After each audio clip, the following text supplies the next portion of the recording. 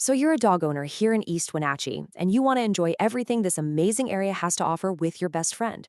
Well, that all starts with a solid relationship, one built on trust and good communication. Let's break down exactly how you can find the right professional trainer to help you build just that. Just imagine it for a second. You're taking a nice, calm walk along the Columbia River, and your dog is just trotting right beside you, perfectly happy.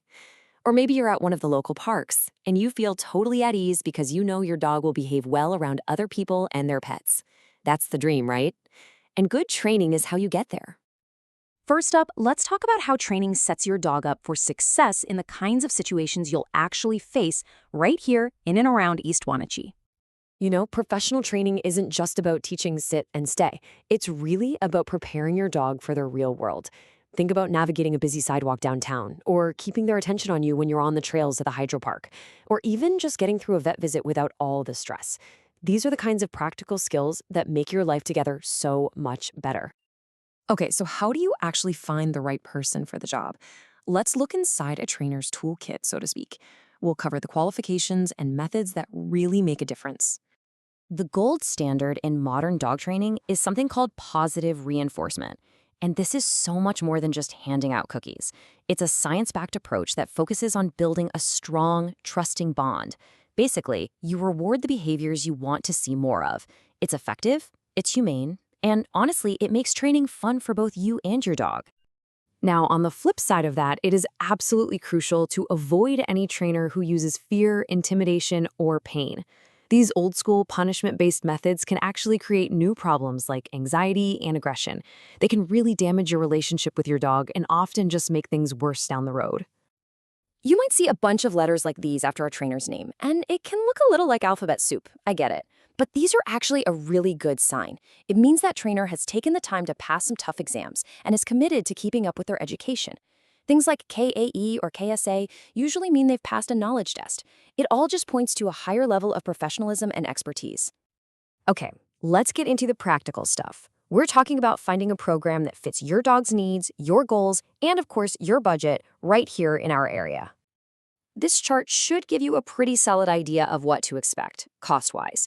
As you can see, prices can vary a lot. Group classes are usually the most budget-friendly way to go.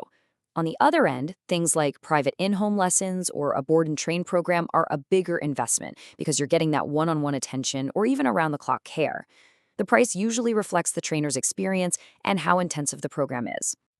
So, which way should you go? Group classes are amazing for socialization and teaching your dog to pay attention to you, even with other dogs around.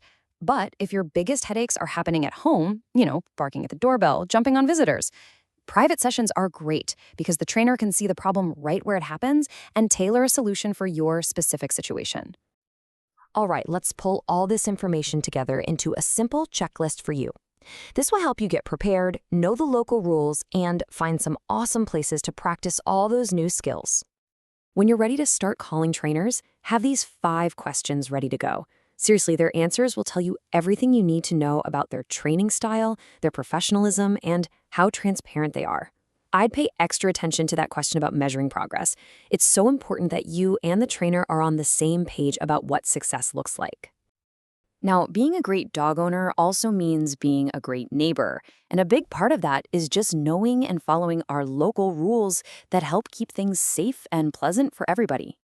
This number is probably one of the most important ones to remember. In any public area in East Wenatchee, your dog needs to be on a leash, and that leash can't be any longer than 6 feet.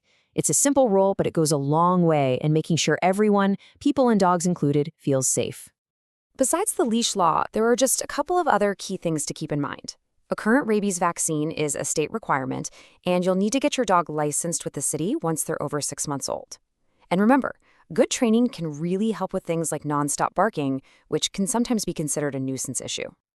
So once you start training, where can you go to practice?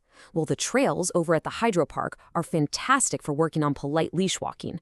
The open spaces at the athletic complex are perfect for practicing recall when it's not too busy. And Confluence State Park is a great place to work on focus with all sorts of real-world distractions, like other families and wildlife. And one last thing, a really helpful guideline, especially if you have a new dog, is the 3-3-3 rule. It's a fantastic way to set realistic expectations. Basically, give your new pup about 3 days to just decompress and get their bearings, 3 weeks to start learning your daily routine, and about 3 months to really truly feel settled in and at home. Patience is just so important. Picking the right trainer is really that first big step toward having a happier, less stressful life with your dog. We wish you the very best of luck in your search and on your training journey. All the effort you put in now is going to pay off every single day, at home, out with your neighbors, and when you're enjoying all the amazing places our community has to offer.